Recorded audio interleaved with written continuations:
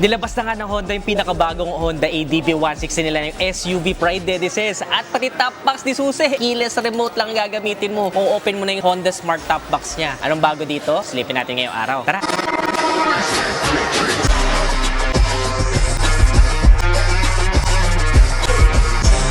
Yung sinabi ko kanina, Dedices, na with just using this smart key netong pinakabagong Honda ADV 160, pwede kang bumili netong kanilang Honda Smart Top Box. Magiging available pa on May 2026. So kapag ka naka-on siya dito or naka-activate siyang ganyan, tsaka mo mabubuksan yung pinaka-top box niya. So doon mo lang ma-access at mas secure talaga kung may helmet ka dyan or may importanteng gamit. Nakalock talaga yan. With just the use of this, tsaka mo lang siya mabubuksan. Ang galing, di ba? So ang pinaka-nagustuhan ko, Dedices, is itong kulay green. Talagang lakas ng dating, di ba? ADV nga adventure Para sa akin, ito yung pinakamagandang kulay. At isa sa mga napansin ko na bago, meron na siyang air intake dito sa may bandang gilid. Yung Road Sync Edition naman, Dedices, is meron siyang parang extra fairings dito na wala dun sa ABS version. At ang ganda din ng kulay brown Yun yung pinaka top of the line. Pero para sa akin, ito yung nag-caught ng attention ko, yung kulay green. So we have 5 inches TFT display, Dedices. At ang kagandahan ngayon, meron na siyang tinatawag na Road Sync. Yung kagaya dun sa PCX 160 ni-release nila. With the use of your smartphone, kukonek mo lang siya sa yung pinaka-motorsiklo at pwede ka na mag-navigate ng walang kahirap-hirap. Makakapunta ka na sa mga pupuntahan mo at makikita mo yung pinaka-navigation niya dito sa pinaka-screen. You still have the same, Dedices, na subtack. Showa shock pa rin tayo sa likod, Dedices. Pag mas mabigat or may accessories na, mas magugustuhan nyo yung laro ng suspension niyan. Siyempre, naka-semi dual sport tires din tayo para kung medyo mag-off-road kayo, mga batuhan, tawid ilog, kayang-kaya. ADV nga di ba? Yan yung pinaka-bentahin niyan. So may dalawang version, Dedices. Yung kanilang ABS version at saka yung Road Sync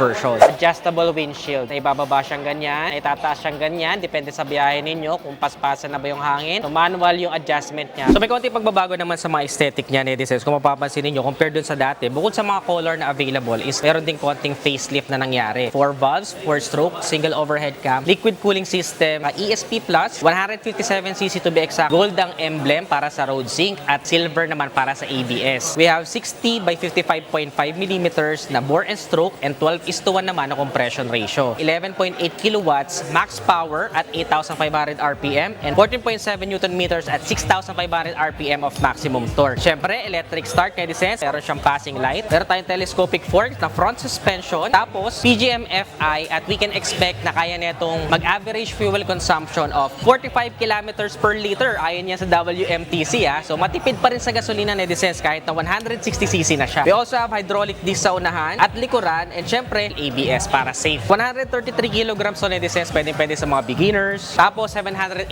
mm naman ang seat height kaya abot siya kahit na 5'4" in height na kagaya ko or mga Filipino height. Fuel tank capacity of 8.1 liters na may gulong na size of 110/80